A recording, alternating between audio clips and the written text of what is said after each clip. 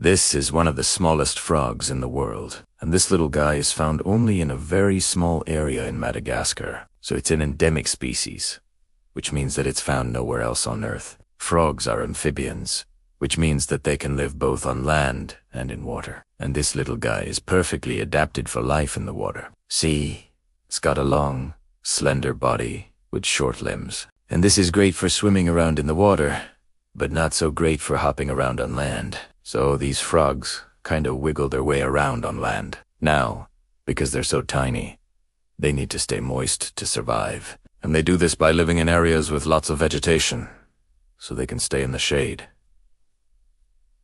And also by burying themselves in leaves or in the soil. Now, these guys are so small that they can fit in the palm of your hand.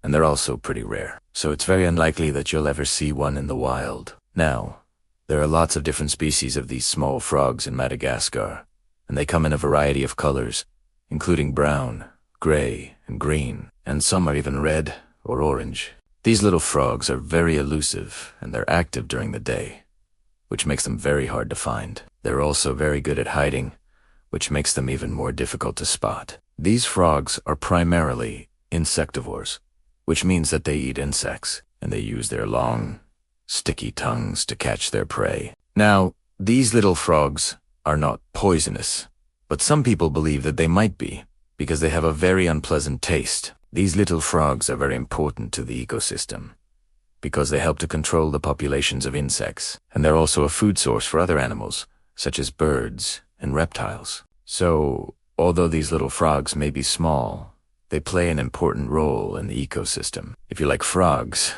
then you're going to love this video. So click on that subscribe button and join us on our journey to discover the amazing world of frogs.